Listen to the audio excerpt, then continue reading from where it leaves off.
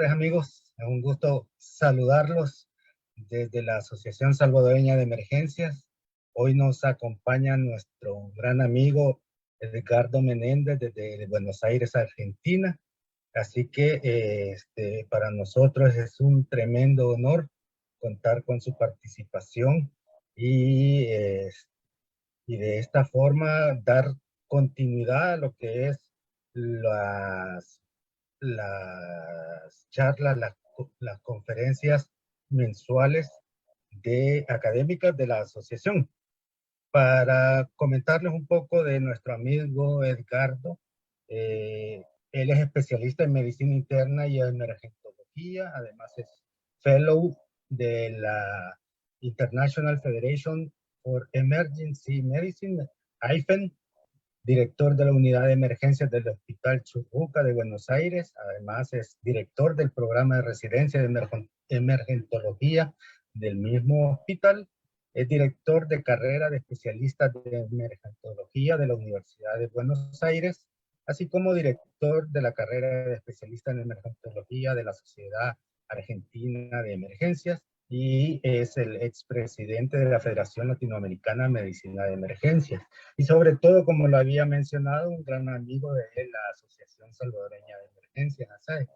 Así que Edgardo va a estar compartiendo con nosotros y nos hablará acerca de lo que es la vía aérea difícil. Así que te cedo los micrófonos, Edgardo, y muchas gracias por estar con nosotros. Bueno, Carlos, muchas gracias por la invitación. Amigos y hermanos de la Asociación de El Salvador, buenas noches, y espero que, bueno, en estos minutos que vamos a compartir algunos secretos basados en la evidencia y en la experiencia de la vía aérea difícil. Vamos a ver, un segundito, vamos a ver si puedo. Ahí estamos.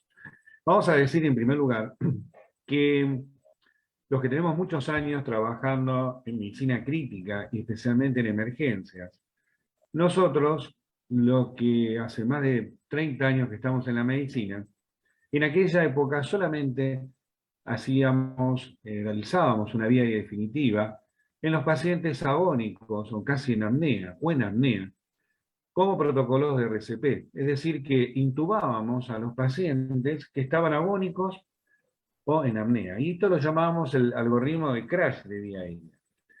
¿Qué nos dimos cuenta?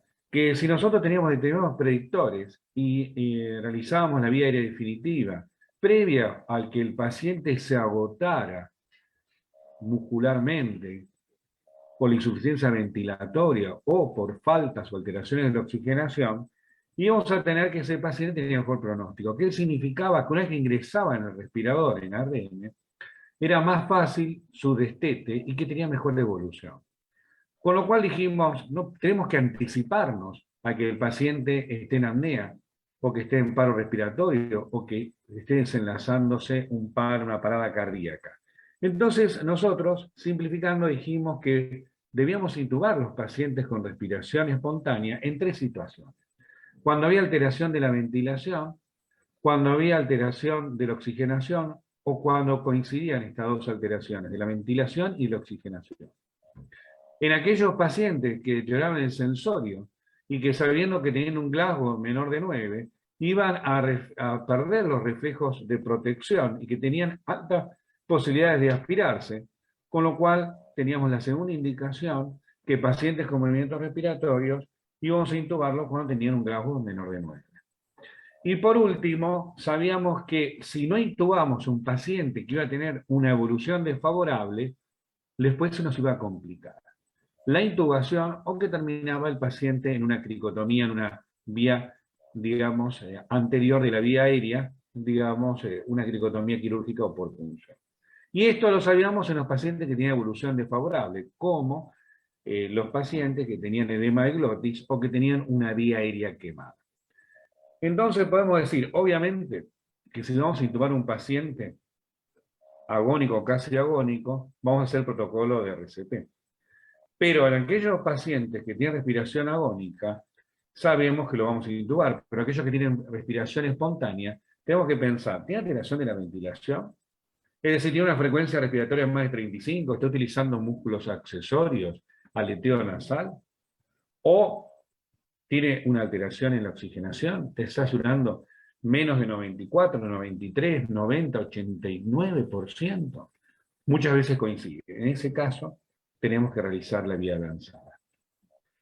Si el paciente tiene un deterioro del sensorio, un glaucoma menor de 9, tenemos que proteger, de 9 tenemos que proteger la vía aérea. Y si el paciente tiene una vía aérea, digamos, lo que llamamos dinámica, es decir, una vía aérea que rápidamente vamos a tener una dificultad, como en el caso del angioedema o del paciente quemado, tenemos que realizar la intubación. Hace más de 20 años, Ron Wall publicó este algoritmo, que fíjense qué interesante. Si el paciente, como decíamos, es agónico, tiene apnea, hacemos directamente el algoritmo de crash de vía aérea, que era el algoritmo que le expliqué anteriormente en el paciente en paro o en casi paro cardíaco. Después, si no estaba en esta situación y teníamos las 3 situaciones previas de intubación, íbamos a hacer una pregunta. ¿La vía aérea es dificultosa? ¿Por qué? Porque ahí teníamos que pensar en que si era dificultosa, no lo íbamos a paralizar al paciente. Es decir, que íbamos a hacer una inducción, pero no íbamos a paralizar al paciente, porque íbamos a permitir que continúen los movimientos respiratorios para tener una mejor posibilidad del que en el momento que instrumentamos la vía aérea, el paciente no desatura. Entonces, si teníamos una vía aérea, ¿cómo hacíamos esto? A través de lo que vamos a ver en 2 palabras después, en los que se llaman los predictores de vía aérea. Nosotros, cuando estamos en la preoxigenación del paciente, tenemos que evaluar si va a ser dificultoso, y si va a ser dificultoso, directamente lo que tenemos que hacer es no paralizar al paciente. Y fíjense que también nos enseñó Ron Wall que si fracasamos en alguno de estos algoritmos, tenemos que hacerle una cricotomía, sea quirúrgica o por punción. También en esa época se habló, y se lo robamos de los cirujanos, que esta secuencia de intubación rápida era la secuencia que utilizaban parálisis en aquellos pacientes que tenían el estómago lleno, en las cirugías de urgencia. Lo vimos nosotros en emergencias, se lo robamos hace más de 30 años, y que la secuencia de intubación rápida, la administración de un agente de inducción, más un beta, más un bloqueante neuromuscular. En aquellos pacientes que sospechamos que tienen el estómago lleno. Y ahí surgió lo que Ron Wall llamó las 7P de la secuencia de intubación rápida, que la dividió en 7 pasos secuenciales: preparación, preoxigenación, pretratamiento, parálisis e inducción, posición y protección, posición del tubo, es decir, corroborar la correcta posición del tubo, y cuidados post-intubación. A partir del 2018, a partir del Congreso Mundial y después de unas publicaciones que hicimos durante el COVID, estuve pensando yo de tantos años de trabajar y de enseñar la secuencia de intubación rápido, la preparación, la secuencia, y a veces estas secuencias no son tan claras en emergencia, sino que uno trabaja simultáneamente. Entonces pensé, ¿cómo puedo explicar esto? Y que sacar la dificultad. Y esto lo que vimos es lo que yo digo actualmente, que tenemos que pensar en cuidados pre-intubación, en los cuidados durante la intubación y en los cuidados post-intubación. Los cuidados pre-intubación van a ser obviamente simultáneos la preparación y la preoxigenación. Mientras yo estoy preoxigenando al paciente, voy a preparar toda la mesa y todos los elementos para justamente realizar la intubación. Durante los cuidados de la intubación van a ser la parálisis de inducción, el posicionamiento adecuado y la colaboración de la correcta colocación del tubo, y luego vamos a ver los cuidados post-intubación. Pretratamiento, la literatura no apoya sus beneficios. Esto justamente el pretratamiento, pensamos que darle drogas ante el tratamiento generaba también una dificultad en la implementación de justamente la secuencia de intubación de los pacientes. Actualmente está defenestrado, no lo usamos. La inducción, sí, vamos a hacer las drogas de inducción, se administra en bolo. se tiene que tratar de ser en un bolo que la droga de inducción, uno de los secretos, pasarla en 1 minuto. Y también vamos a pensar que en los pacientes críticos, pacientes que están chocados, tenemos que reducir entre un 40 y un 50% de la dosis para evitar sus efectos adversos. Y la elección del agente inductor va a ser según la situación clínica. Nosotros tenemos actualmente 3 que van a tener mayor uso, que es la ketamina, el propofol y el etomidato. Todos van a tener un comienzo de acción menos de 1 minuto. Y difiere la duración, fíjense en la ketamina, entre 10 y 20 minutos, hasta 10 minutos el propofol y entre 3 y 12 minutos el etomidato. ¿Cuál vamos a utilizar según la situación clínica? Vamos a pensar que el propofol, el problema es que va a generar un efecto simpaticolítico. ¿Qué significa? Que en un paciente que tenga un shock oculto, o que esté hipotenso, o que tenga shock, lo va a shockar más, le va a bajar más la presión. Con lo cual vamos a utilizarlo solamente en aquellos pacientes que tienen hipertensión, como los pacientes, por ejemplo, con edema agudo de pulmón hipertensivo, o en aquellos pacientes que yo quisiera bajar la presión, como un paciente con un aneurisma disecante de aorta. Pero en el resto de nuestros pacientes críticos vamos a elegir 2 tratamientos fundamentalmente, 2 inductores hoy en día, que sería la ketamina y el etomidato. Vamos a ver que dentro de los bloqueantes vamos a encontrar 2 que utilizamos habitualmente, que va a ser la succinilcolina y el rocuronio. Los 2 van a empezar en 1 minuto, pero acá hay un secreto. Para cuando yo administro un, digamos, bloqueante, lo que tenemos que hacer es esperar 1 minuto antes de introducir la pala del laringoscopio. ¿Por qué? Porque esperamos el efecto que tiene justamente de inhibición del vómito. Si yo le hago, y esto es fantástico, si yo le hago la succinilcolina o el rocuronio, esperando 1 minuto, también me va a inhibir el efecto del vómito. Que en aquellos pacientes como los nuestros en emergencia, que tienen estómago lleno, es fantástico porque nos evita el vómito. Y acá hay 2 diferencias. Acá hay varias controversias. ¿Quién le gusta utilizar la succinilcolina y el rocuronio? ¿Cuál es la gran diferencia? Es la duración. ¿Por qué? Porque si yo le aplico a un paciente la succinilcolina, sé que promedio 8 minutos el paciente va a tener nuevamente movimiento respiratorio. Pero, entonces, ¿qué pasa? En aquellos pacientes que yo tengo dificultad o no estoy entrenado, y que realmente empieza a desaturar, sé que empieza a mover y que va a mejorar su saturación, o va a intentar mejorar su saturación a los 8 minutos. En cambio, si utilizo rocuronio, la duración va a ser entre 40 y 60 minutos. ¿Qué pasa en esto? Hay gente que está a favor y gente que está en contra. ¿Cuál es la gente que está en contra? Porque dice que la succinilcolina tiene muchos efectos adversos. Acuérdense que va a producir hipercalemia, con lo cual en los pacientes con hipercalemia, secundaria insuficiencia renal, radiomiolisis, trauma, quemados, realmente estarían contraindicados. Y que puede tener una hipertermia maligna. En cambio, el rocuronio no tiene efectos adversos, solamente el que es idiosincrático, el paciente que tiene efectos adversos, pero no lo tiene.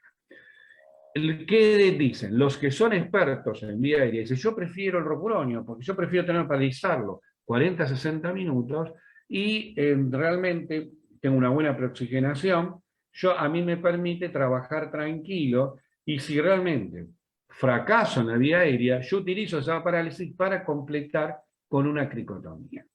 Y aparte dice que si el paciente, como los pacientes que vimos en COVID con un distrés respiratorio, o en los pacientes obstructivos que hay que paralizarlos durante el ARM, a mí me permite esos 30 a 40 minutos que el paciente siga paralizado cuando lo incorporo a la asistencia mecánica respiratoria. ¿Qué diría yo? Si yo tengo las 2 posibilidades, yo a la gente que no tiene mucha experiencia o que está en formación, le recomiendo usar la succinilcolina. Porque si fracasa el primer intento, segundo intento, tiene que colocar una máscara laringia de rescate o hacer una máscara bolsa de rescate, yo sé que en 8 minutos va a estar el paciente con movimientos espontáneos. Y aquellos que tenemos más experiencia, justamente el de la posibilidad de utilizar rocuronio. ¿Por qué utilizar sí o sí, tratar de buscar, de utilizar rocuronio? Porque mejora la laringoscopía, previene el laringospasmo y va a mejorar el pasaje del tubo. Y agrego lo que dije anteriormente, inhibe el reflejo del humo. Ahora bien, yo a un paciente, y si yo tuviera que decirles a ustedes, ustedes son médicos generales, son médicos de otras especialidades, y viene otra pandemia, Dios quiera que no, pero viene otra pandemia y yo digo, tengo que enseñarles rápidamente a manejar pacientes críticos. Y yo les voy a decir, miren, acá resumo en que hay dos enemigos, la hipoxemia y la hipotensión. Cuando los dos se suman, perdí el partido. Entonces yo tengo que tratar de combatir y eliminar a los dos enemigos. Pero puede ser que uno sea muy difícil. Entonces, por lo menos tengo que, uno de los enemigos sortear. ¿Por qué? Porque la combinación de hipoxemia y hipotensión aumenta la mortalidad en forma significativa. Fíjense que vamos a tener que cuando yo intubo a un paciente y lo ingreso al respirador, voy a tener que entre el 23 al 46% de los pacientes presentan hipotensión luego de la intubación. ¿Y cómo puedo predecir a los pacientes que están dentro de todo con parámetros normales, con una sistólica más de 90, con una TAM más de 65, que el paciente tiene un shock oculto o que va a evolucionar cuando yo le coloque las drogas de inducción y lo coloque en RM y termine siendo hipotensión, utilizando el índice de shock? Pacientes con índice de shock mayor de 0,8, tengo que pensar que tienen altas posibilidades de generar hipotensión luego de la intubación y de ingreso a la red. Y obviamente los pacientes hipotensos. Fíjense acá están los trabajos donde habla de la predicción justamente de la hipotensión luego de la intubación. Entonces, ¿qué se recomienda en la bibliografía? O reducir, por ejemplo, el propofol, si voy a utilizar midazolam, si voy a utilizar tiopental, drogas que yo no utilizo actualmente porque tienen efecto hipotensor importante, tengo que reducir la dosis al 50%. Igualmente que también se debe utilizar la ketamina, pero la ketamina va a tener un efecto bárbaro, porque la ketamina me va a aumentar la frecuencia cardíaca, profundamente la presión arterial.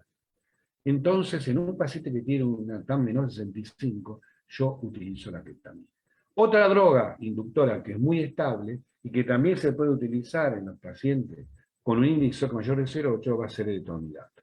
Entonces, fíjense que lo que se recomienda la bibliografía y nuestra experiencia es utilizar en estos pacientes ketamina o etomidato.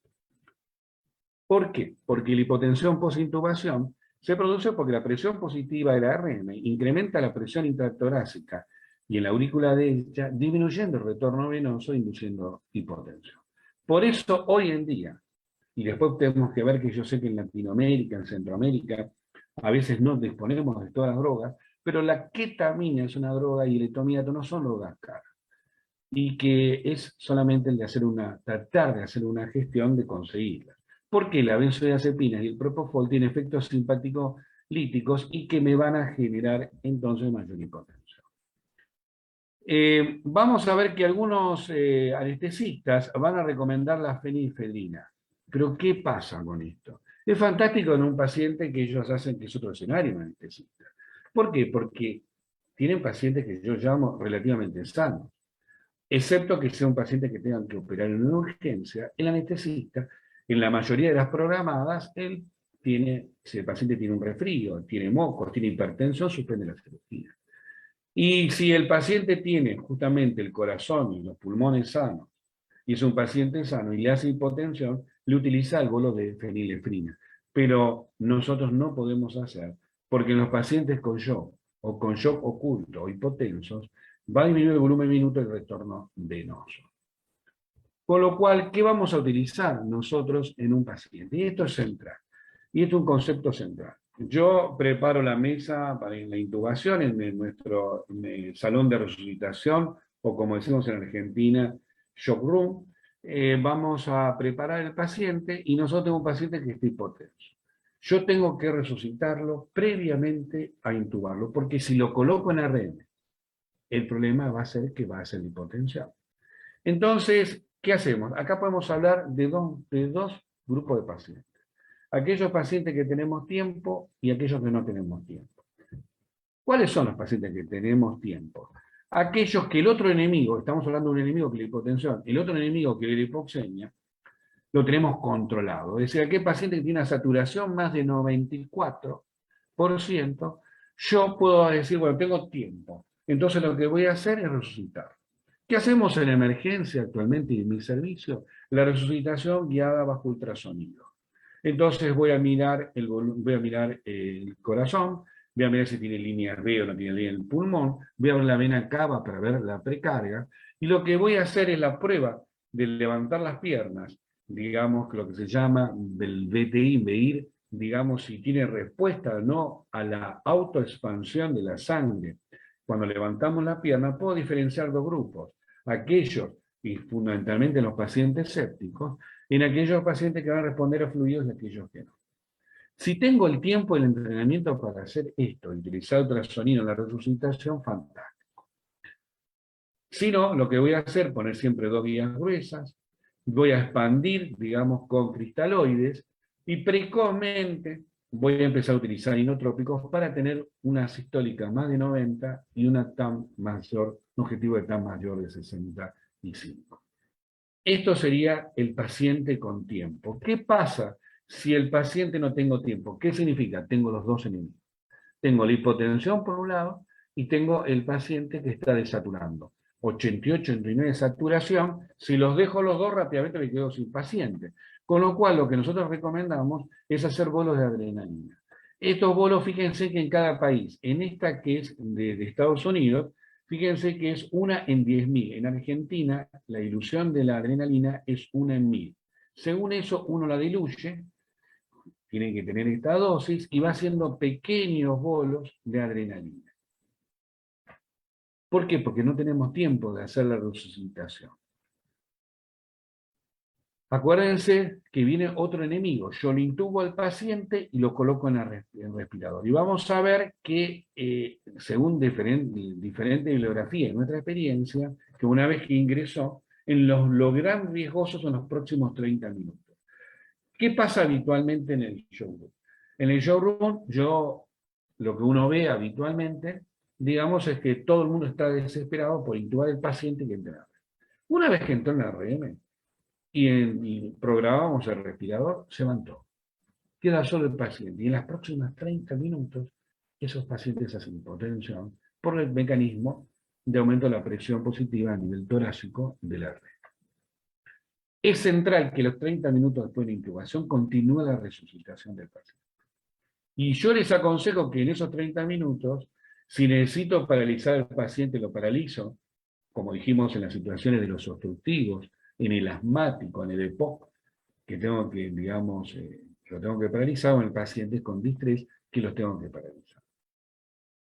Y fundamentalmente, yo en esa media hora no comienzo con lo habitual que es, digamos, midazolam y fentanilo, remofentanilo, para la sedación. Yo espero, porque los dos son muy simpático-líticos. Entonces, ¿qué voy a hacer? En ese momento, yo le voy a dando pequeños bolos de ketamina, 10, 20 minutos, hasta que lo puedo resucitar con fluidos, si es necesario, o le puedo empezar a dar dosis crecientes de noradrenalina. Central en que se lleven el concepto, central de que es importantísimo el tema de la resucitación después de la intubación. ¿Cuándo comenzar con el fentanilo y midazolam? Es una pregunta que nos hacemos. Una vez que el paciente tiene una TAM más de 65, tengo yo una buena expansión con fluidos y tengo noradrenalina adecuadamente. Bien.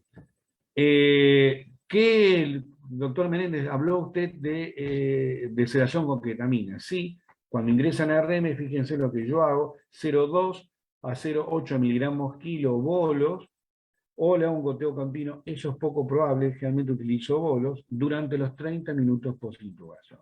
Luego que ya sé que está el paciente estable, yo directamente después sí le coloco generalmente fentanilo, midazolam o los simpáticos. Acá tenemos otro gran problema. Esto, digamos, lo vemos, que sabemos todo, que justamente los problemas que podemos llegar a tener en dos situaciones. Sabemos que el volumen minuto normal es entre 5 a 8 litros. Pero ¿qué pasa? Cuando yo tengo una cetoacidosis diabética, es decir, un estado de acidosis metabólica importante, como también como sucede en la intoxicación con salicilato, radiomiolisis, voy a tener que aumentar la frecuencia, el draining respiratorio, la frecuencia respiratoria, justamente para lavar CO2 alveolar para mantener y compensar la acidosis metabólica que tiene el paciente.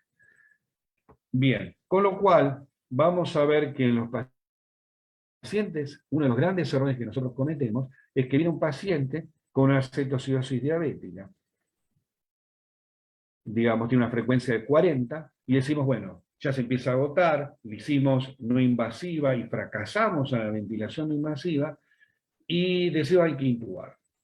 En estos pacientes no hay que paralizar, porque yo lo llego a paralizar. El paciente tenía 7 de pH, estaba con 40 de frecuencia respiratoria para mantener y lavar la CO2, lo paralizo durante 8 minutos, empieza a descender el pH y el paciente fallece de una asistolia por acidosis severa. Entonces, pacientes con acidosis severa, o en los casos de cetoacidosis diabética es claro esta situación, yo no voy a utilizar para eso. ¿Y qué pasa en los pacientes con EPOC y asma? Se produce una hiperinsuflación de los pulmones que aumenta la presión intratorácica, y esta presión intratorácica va a colapsar el corazón, disminuye el retorno venoso y va a producir hipotensión.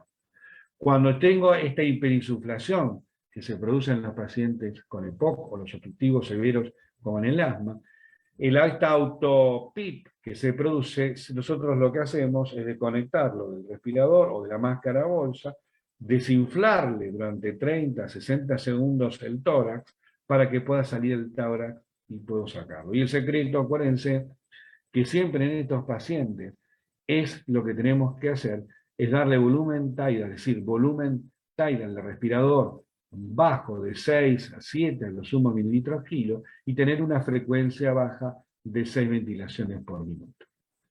Y fíjense qué importante, en el asma y en el EPOC yo utilizo por su efecto broncodilatador como inductor la ketamina, tanto como inductor como después en la posintubación inmediata, porque tiene un efecto espléndido broncodilatador.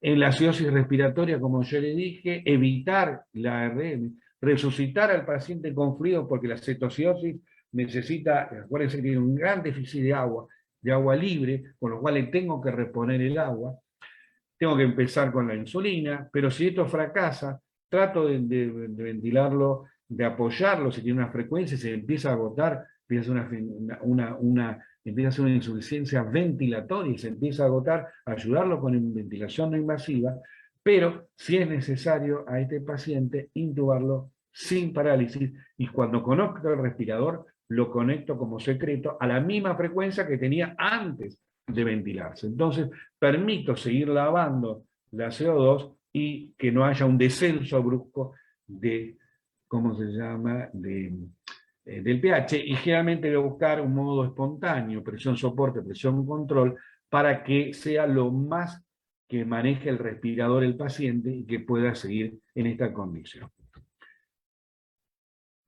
Hablamos de un enemigo, o de dos enemigos. Hablamos del enemigo de la hipotensión, hablamos del enemigo de la acidosis metabólica, hablamos de los obstructivos de la hiperinsuflación, y ahora vamos a hablar de la hipoxemia. ¿Qué hacemos antes de intubar a un paciente? Vamos a hacer la preoxigenación. ¿Y esto qué significa? ¿Cuáles son cómo se puede aumentar la reserva de oxígeno? Sacando nitrógeno de los alveolos.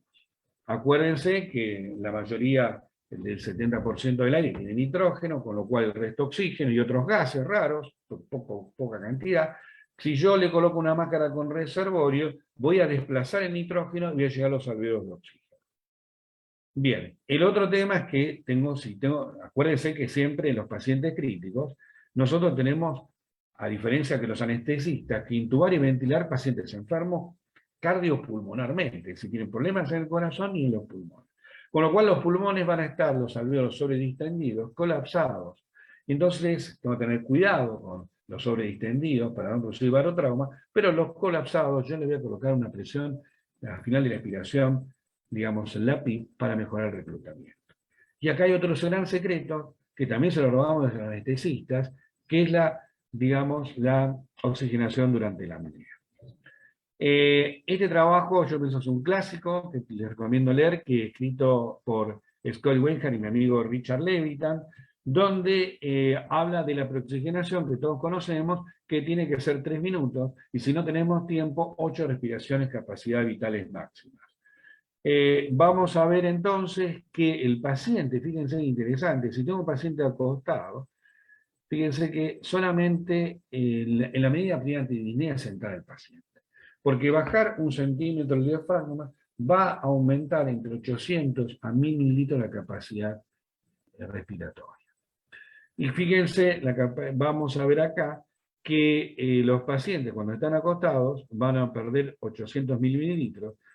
Si después le hacemos la inducción, y fíjense que va a disminuir con la parálisis, la inducción, casi la mitad de la capacidad respiratoria funcional. Por eso, en la preoxigenación, lo que tenemos que hacer es entrar al paciente. Lo que primero empezamos a utilizar siempre va a ser la cánula nasal, que se la vamos a dejar hasta que intubemos el paciente. La cánula nasal en época de COVID, por la aerolización, se ponía un flujo de 5 o 6 litros. En época no COVID, nosotros usamos en 15 litros. ¿Y esto qué permite, aparte de la cánula nasal a 15 litros? Generar una presión de 5 o 6 centímetros de agua de presión al final de la expiración, a nivel de los alvéolos. Fíjense que lo que estoy haciendo acá es colocando la mandíbula hacia adelante. ¿Por qué usamos la mandíbula hacia adelante con esta maniobra? Que tratamos de poner una línea imaginaria entre el oído y el esternón. Porque aumentamos la distancia entre el hioides y el maxilar. ¿Qué pasa si aumentamos la distancia entre el oído y el maxilar?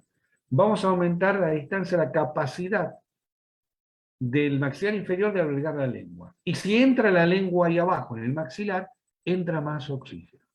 Es decir, esta maniobra oído externo, que después vamos a hablar con más detalle, nos permite a nosotros dos cosas: ventilar mejor al paciente porque la lengua va a ir a su casa, a su camita, que yo le digo a los residentes, que es el maxilar inferior, y cuando lo voy a intubar también no me va a obstruir cuando coloque la rama del laringoscopio en la visualización de la lengua.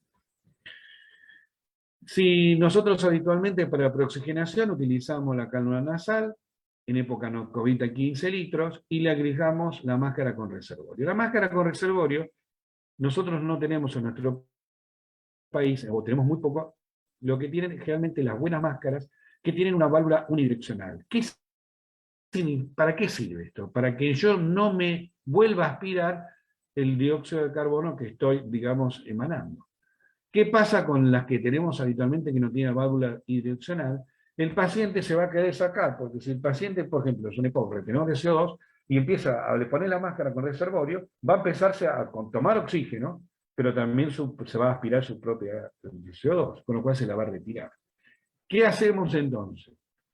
Nosotros lo que colocamos, al colocar la máscara nasal, permite dos cosas: mejorar la oxigenación, entregar más oxígeno al alvéolo, pero también permite que disminuya la reaspiración de la CO2.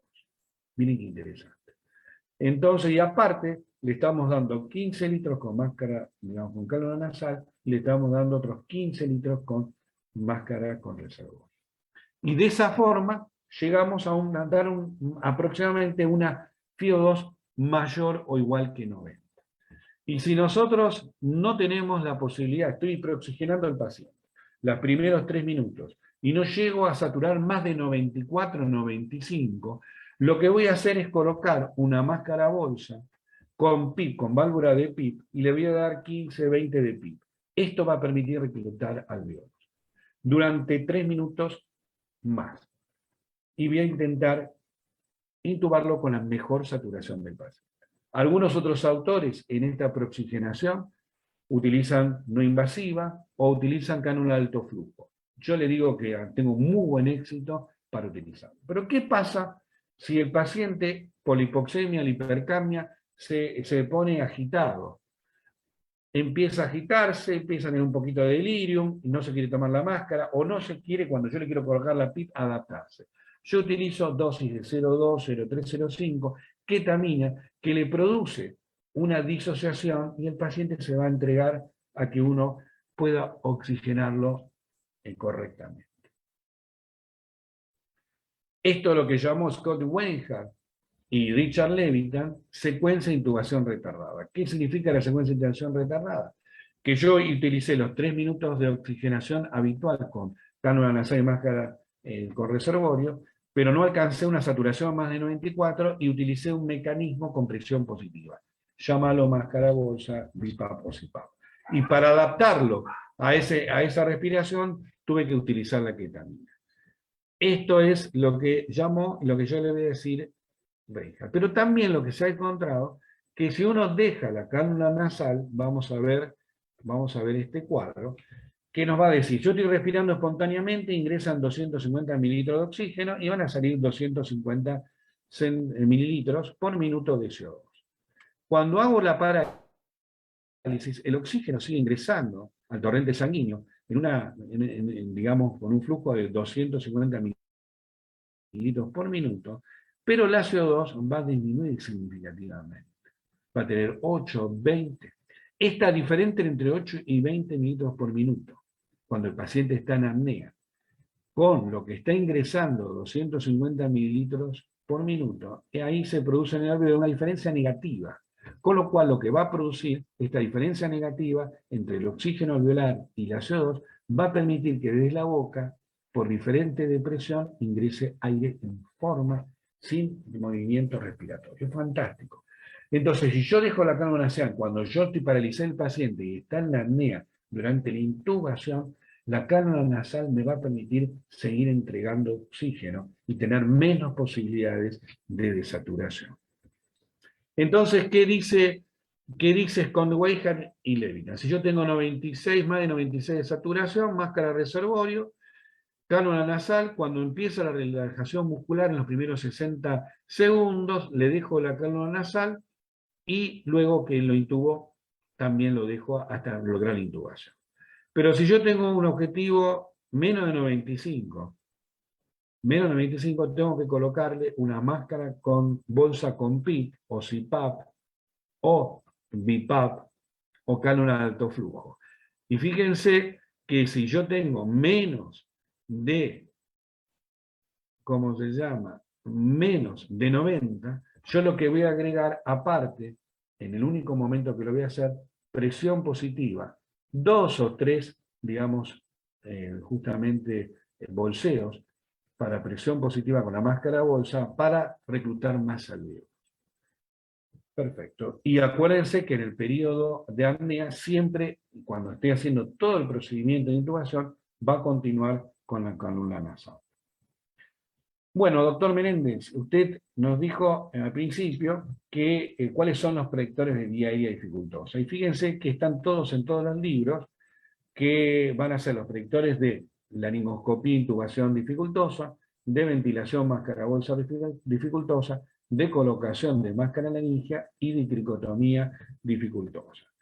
Vamos a ver que lo que no hay que dejar de hacer dentro de los que es la regla esta del 332. ¿Cuál es el 332? Con estos 3 dedos, yo lo que voy a averiguar es que si son más de 3 dedos, voy a poder colocar con la rama del laringoscopio sin ningún tipo de inconveniente y el tubo. Entonces, ¿qué me permite evaluar estos 3 dedos? Que yo puedo utilizar, que me van a colocar la pala con justamente el dedo. Y estos 3 dedos que se van a medir desde el hueso hioides hasta el maxilar inferior, permite decir que si tengo más de 3 dedos, cuando yo tome con la pala la lengua, va a ingresar la lengua en el maxilar inferior y no voy a tener problemas de visualización del orificio glótico. Bien, y estos 2 dedos, desde el hioides hasta el tiroides, ¿qué me permite? Que si son más de 2, va a estar centralmente en la laringe, con lo cual cuando haga endoscopía voy a ver el orificio glótico claro. Si son menos de 2 horas, de 2 dedos, va a estar muy anterior, con lo cual voy a ver la epiglotis, pero no voy a ver bien el orificio glótico.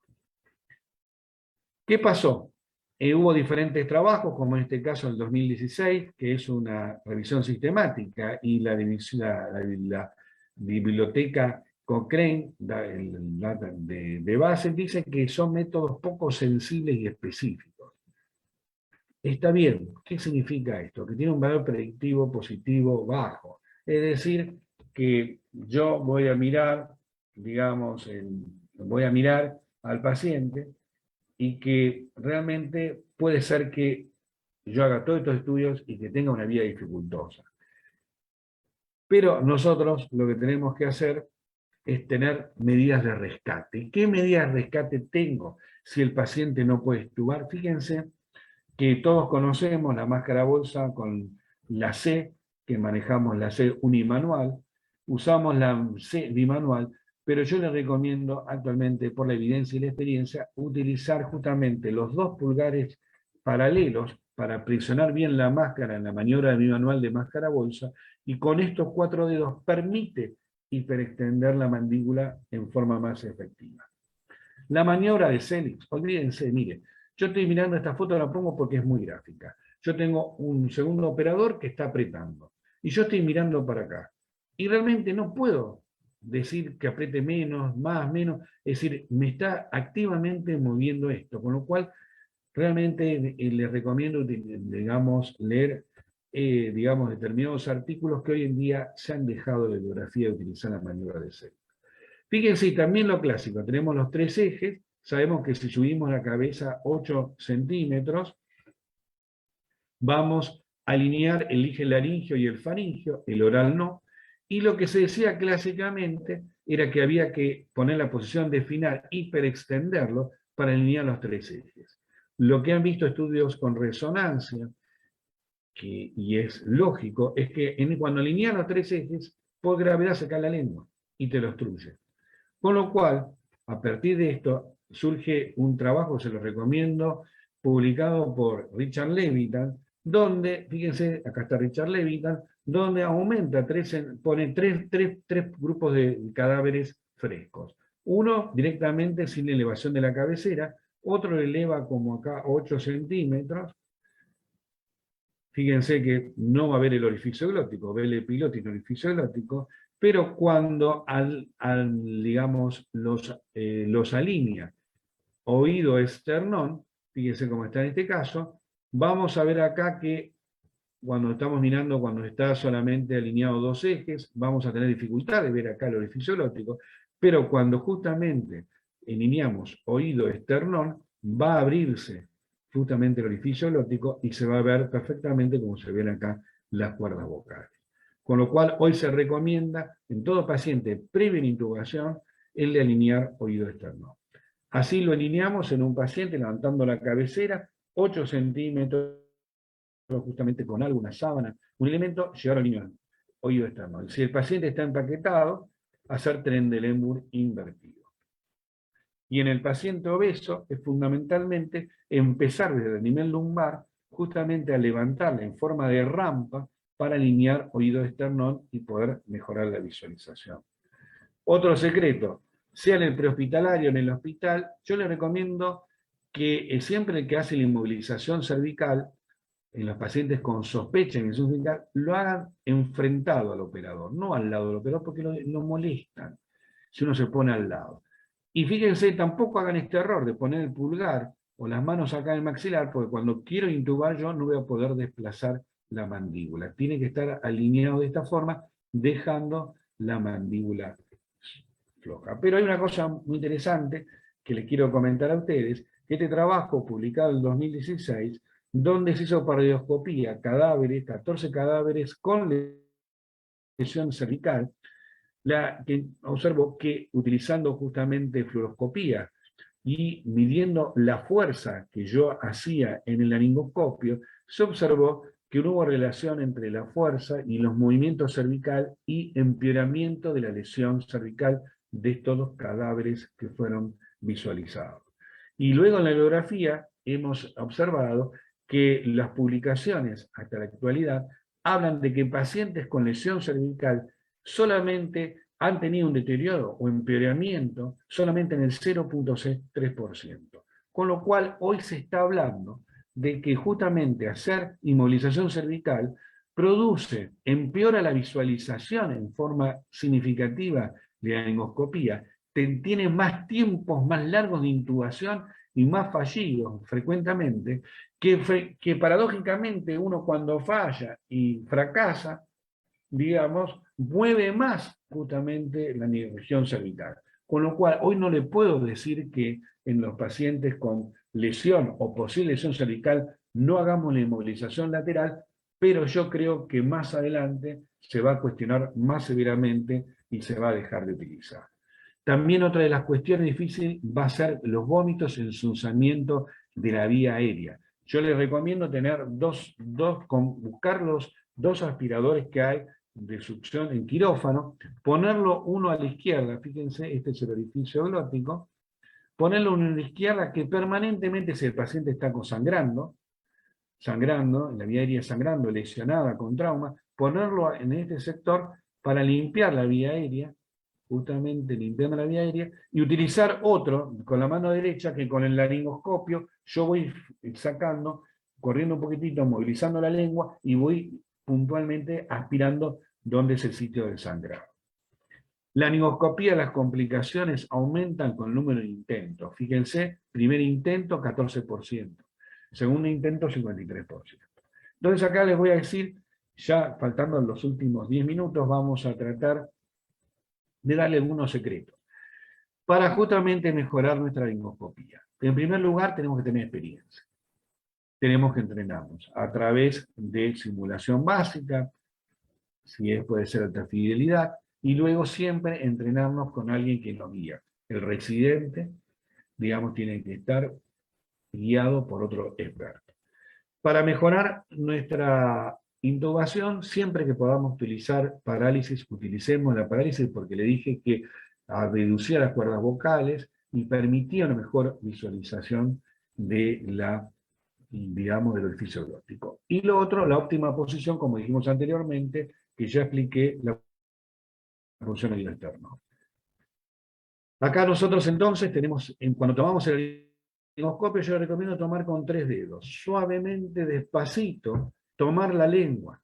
Hay ramas del laringoscopio, yo no sé si tengo acá, no tengo acá. Ramas del laringoscopio hay 2 modelos, unas finitas curvas, hablando de los curvos, que son las tipo alemanas. Esas curvas alemanas son mejores para utilizar, uno tendría que tener las alemanas y las americanas. Las que son las alemanas, que son finitas, permiten entrar en bocas más pequeñas. Pero ¿cuál es la dificultad? Es que, como es finita, digamos, no permite desplazar en las lenguas grandes. En cambio, las americanas son más anchas, ¿sí? Con lo cual son más dificultosos para las bocas pequeñas, pero para las macroglosas o las glosas permiten hacer un barrido. ¿Cuál es la técnica? Entro con el laringo, curvo, voy a mirar la úvula. Siempre, fíjense que la úvula va a estar apuntando al epiglotis. Entonces yo me pasé, no veo nada, no veo una estructura, yo voy a mi amiga, que la llamo la úvula, que me está apuntando.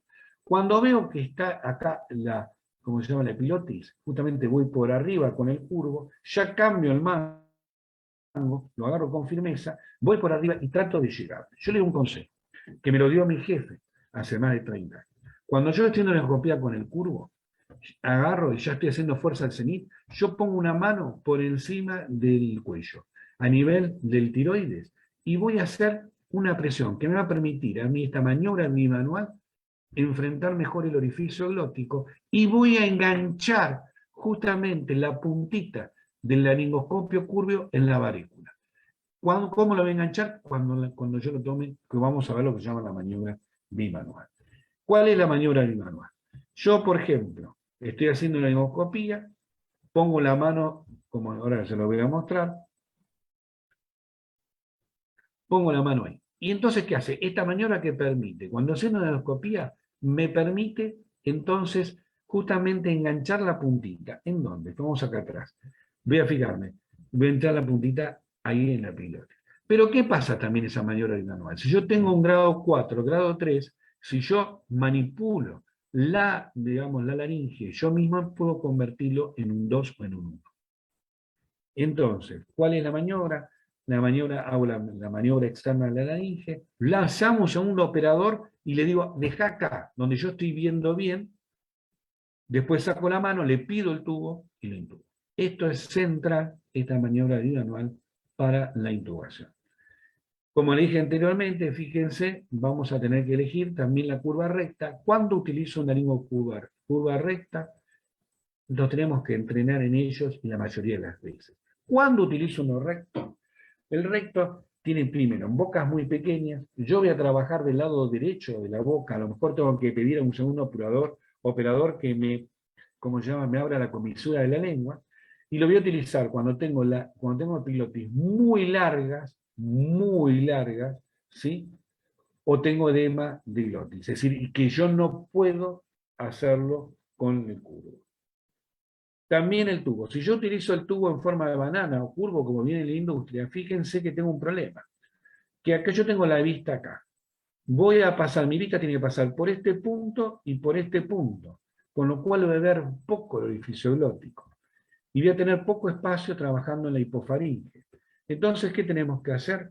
El curvo, siempre se recomienda el tubo con mandril, 35 grados, y fíjese, si yo coloco en la vista que está acá, no me va a interferir con mi visión, y voy a apuntar aquí a la base del orificio. Siempre les recomiendo tener capnografía hoy en día para poder corroborar de la colocación adecuada del tubo. Generalmente lo tenemos que hacer. O también lo que se puede hacer si estamos entrenados, como aparece en las fotos abajo, el de poder hacerlo con ultrasonidos. Bien. Con respecto a los videos, ya para ir terminando en la utilización de videos, sabemos que vamos a tener dos tipos de videos, según la pala. Según la pala, un video que es el Macintosh, que es lo mismo que la laringoscopía. La técnica de video es igual. ¿Cuál es la ventaja de que tengo el video con pala curva? Es que si a mí se me ensucia la cámara y yo no veo por el video, yo puedo hacer laringoscopía perfectamente con la fuente lumínica que tiene el video. Con respecto, en cambio, los hiperangulados no lo voy a poder hacer. Este es un hiperangulado. ¿Cuál es el secreto? El secreto del angulado se entra por el centro de la boca. Perfecto. Y yo lo que voy a tratar de hacer, voy a poner por arriba del epiglotis, como hacemos con, digamos, con los curvos, pero un secreto. Si yo hiperextiendo, como en este caso, el número 2, digamos, y voy a ver los anillos traqueales, voy a decir, qué bien, que veo todo, pero yo voy a tratar de colocar el tubo y no va a poder ingresarse. La forma, el secreto de poder hacer con el hiperangulado es tener esta visión del orificio glótico y no tenerlo, digamos, sobreexpuesto. Y otro secreto es que yo tengo que tener un mandril especial o tengo que utilizar digamos, un mandril común en 60 y 70 grados. Pero ¿cuál es el tema de este mandril? Cuando yo lo coloco, como tiene esta curvatura, apenas lo estoy colocando, pasando el orificio glótico, lo tengo que sacar, porque si no voy a lesionar. Y otra de las cuestiones que es importante es que yo tengo que siempre tengo que ver cuando otro secreto que yo estoy viendo la cámara, y generalmente uno de los errores es que uno mete el tubo en la boca y empieza a mirar la cámara. No, no, no. Uno tiene que tratar de mirar el tubo hasta que pasó y aparece en la cámara. Ahí yo saco la vista del tubo. Primer paso, miro el tubo que entra en la boca, porque si no yo no estoy mirando el tubo y puedo romper estructura. Perfecto. Y otra de las cosas que hemos visto es también la intubación y el utilizar de bujía como medio. Vamos a ver ahora entonces este video, donde vamos a utilizar oreoesternón. Ahí colocamos el video, vemos la úvula y reutilizamos la intubación.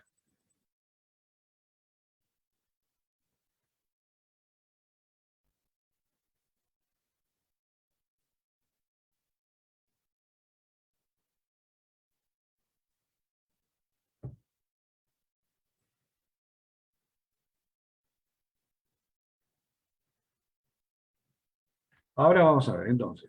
Yo abro la boca, miro la úvula que me va a apuntar que es la epiglotis. Voy por arriba de la epiglotis, me ayudo con la maniobra del manejo externo de la laringe y voy a intubar el tubo con palo de hockey. Si se me traba el tubo de hockey, el secreto es girar hacia la derecha, como está haciendo acá en la cámara.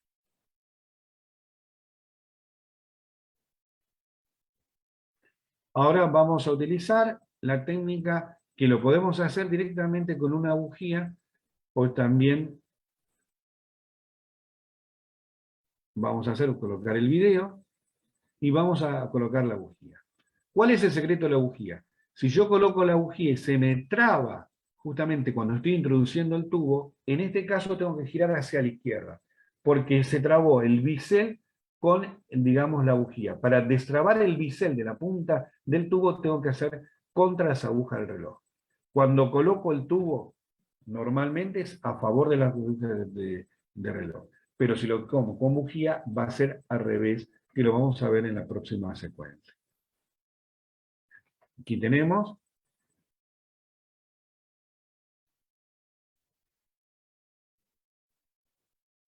Perfecto. Fíjense, estoy colocando la bujía. El bushi, también llamado. El Lichman también. Se me trabó ahora el tubo. ¿Qué hago? Giro hacia la izquierda para que el bisel se destrabe de la bujía y que pueda pasar el tubo. Y ahora, o lo que usamos también nosotros en pacientes con vía aérea quemada, o para ver si la vía tiene traumatizada la vía aérea en los traumas, es el fibro flexible que vamos a utilizar. Nos permite entonces ver en los pacientes, hacer el diagnóstico si tiene o no la vía quemada. Si tiene el paciente con angioedema, si tiene o no la angioedema y las cuerdas vocales están edematizadas. Y me permite desplazar el tubo.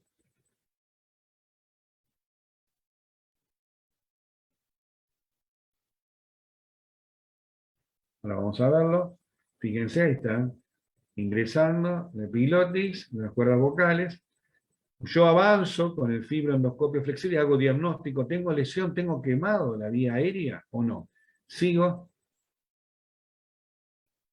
hasta las carinas que la veo, las dos carinas, y cuando veo las dos carinas, vamos a verla ahora, ahí recién dejo el tubo y empiezo a retirar el fibro flexible.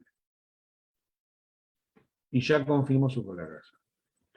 Acuérdense que el trabajo, digamos, que es el NIAR 3, que toma 13 centros de Estados Unidos, Canadá y Australia, con mayor de 17.000 intubaciones, el intento de la primera intubación con parálisis, es decir, consecuencia de intubación rápida, fue el 85%. Y la vía fue asegurada en un segundo intento, en un tercer intento, en el 99.4%, es decir, que solamente se utilizó en el 0,4% la cricotomía. Si yo no tengo un paciente con vía aérea dificultosa y no tengo la experiencia o la seguridad para intubar, tengo que hacer lo que se llama intubación vigil, o más llamada intubación vigil, que es no utilizar parálisis. Se utiliza sedación más, digamos, anestesia local. La sedación se puede hacer con etomidato, propofol o ketamina, o lo que utilizamos muchas veces el ketofol, que es mitad de ketamina y mitad de propofol, utilizando, justamente jugando con los efectos hipotensores del propofol y justamente simpático miméticos de la ketamina. Si no, lo que podemos hacer es, digamos, con spray, digamos, también hacer si el paciente, lo podemos hacer, el paciente es colaborador, cooperativo, y realmente con spray lo podemos hacer, o con lo que yo utilizo muchas veces, nebulizaciones con lidocaína. Bueno, para finalizar, ya estamos en tiempo, decimos que lo que yo digo actualmente es que tenemos que vivir en 3 momentos en los pacientes para la intubación. Cuidados preintubación, que va a ser la preparación, la preoxigenación, la resucitación en el paciente hipotenso, acuérdense, si tengo tiempo o no tengo tiempo, nos va a marcar la oxigenación. Si tiene más de 94%, yo estoy tranquilo, expando con cristaloides, le empiezo a dar los inotrópicos para tener una TAM mayor de 65. Y si tengo una desaturación menos 94, no tengo tiempo, con lo cual voy a hacer bolos de adrenalina para llevarlo a una TAM mayor de 65. También la preoxigenación es muy importante. Dijimos cánula nasal, 15 litros, máscara con reservorio, 15 litros, y cuando yo haga la intubación, digamos después de la inducción, le voy a dejar la cánula nasal. Perfecto. Nosotros durante la intubación vamos a hacer la parálisis, hacemos dejar siempre la cánula nasal para la oxigenación durante la apnea. Si nosotros no podemos intubar, vamos a utilizar cricotomía quirúrgica o por punción según nuestro entrenamiento. Y por último, recordarle que si el paciente tiene índice de shock mayor de 0,8, es hipotenso, hay que resucitarlo por lo menos durante los 30 minutos post-intubación. Bueno, muchísimas gracias. Este es mi email. Si quieren hacer alguna pregunta, lo pueden hacer por email, digamos algo de la bibliografía, una aclaración, o si quieren, ahora puedo responder algunas preguntas. Espero que haya sido claro con estos conceptos. Muchas gracias, Edgardo. Muy clarificadora tu charla. Solo para poner un comentario, que sucede acá. Nosotros tenemos, digo yo, en Centroamérica y probablemente Latinoamérica tiene esta epidemia de jóvenes que andan por diferentes circunstancias en motocicletas y que nos llegan muchas veces con politrauma y muchas veces con traumas faciales que son complicados y que hacen difícil la intubación. Entonces, antes de querer intentar intubarlo, si es que se puede, como tú mencionabas, es necesario la preoxigenación y tratar de mantenerlo, como tú decías, la mejor saturación para poder ser intubado dependiendo de las condiciones que ya mencionaste.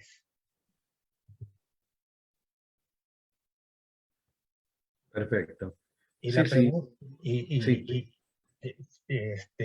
y la pregunta siguiente es, también tenemos en crecimiento una población que va haciéndose cada vez más, va en incremento la población que está entrando en sobrepeso y obesidad, y eso es como tú nos mostrabas, una condicionante para tener una vía aérea difícil. Sí, sí, te cuento un poquito. El trauma, sí, el trauma, acuérdense que lamentablemente por nuestros países es un índice de pobreza. Es decir, cuanto más trauma tiene un país, más pobreza. Y esto pasa, es una cuestión que hemos visto en la Federación Internacional de Medicina y Emergencias con la Organización Mundial de la Salud. Si uno vive en Suiza, posiblemente, digamos, con todas las normativas y lo demás. ¿Y por qué pasa justamente en los países como los nuestros, en vías de desarrollo?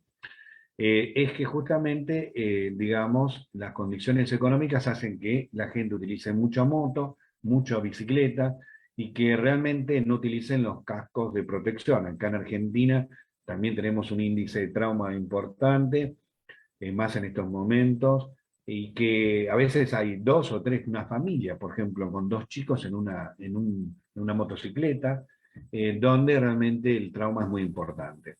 Con respecto al trauma facial, en primer lugar, si uno tiene una ruptura maxilar y que uno tiene el trauma facial, primero lo que no tenemos que hacer es colocar ningún método a ciegas. Es decir, la bujía o la máscara laringia estarían contraindicadas. Con lo cual, yo lo que diría sería obviamente hacer la preoxigenación, pero si tengo que hacer una vía dificultosa, tengo que ver.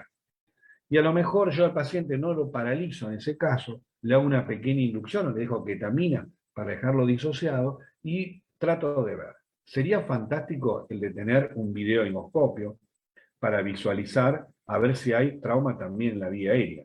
O, como yo les mostré en el video, el fibroflexible, que voy a ver en ese momento. Ante la mínima duda de tener lesionada la vía aérea, voy a hacer una cricotomía. Conceptos para el trauma de cara o de cuello, lo que yo les digo es pensar ser más gatillo fácil para disparar la cricotomía y no utilizar ningún método que yo no estoy viendo a ciegas.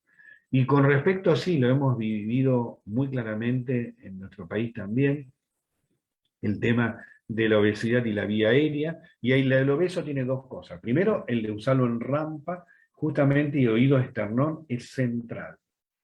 Perfectamente esto. Y lo otro, lo que yo les digo, es que muchos obesos que hemos visto nosotros tienen una epiglotis muy larga, o en forma de omega. Y en ese caso, ¿qué vamos a ver? Cuando nosotros hacemos neoscopio, vamos a ver las cuerdas vocales pequeñitas y en el fondo. ¿Qué vamos a utilizar? Piensen en utilizar el recto, porque yo puedo entonces levantar la epiglotis a epiglotis grande, gigante, digamos, o en omega que se llama, la puedo levantar y voy a poder intubar. Y puedo ayudarme con una bujía si el paciente en este caso. Obviamente que también ha mejorado en estos casos la utilización de videoligoscopio. Ya sé que también en nuestros países a veces es difícil en nuestros servicios tener videoscopio, pero después de la experiencia que tuvimos nosotros en la pandemia, yo creo que en un futuro cercano la mayoría de los servicios deben de contar con un videoscopio para estos pacientes. Gracias, Edgardo, por tu comentario. Abro a los participantes si tienen alguna pregunta. Perfecto.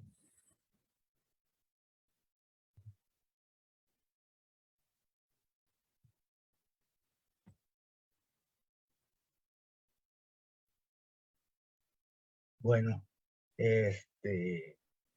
bueno, Edgardo, te agradezco mucho por el tiempo que nos has dedicado de parte de la Asociación Salvadoreña de Emergencias, pues un gran reconocimiento por estar siempre apoyándonos y agradecer nuevamente por tu participación en estas conferencias mensuales y esperamos pues poder compartir dentro de muy poco en forma presencial.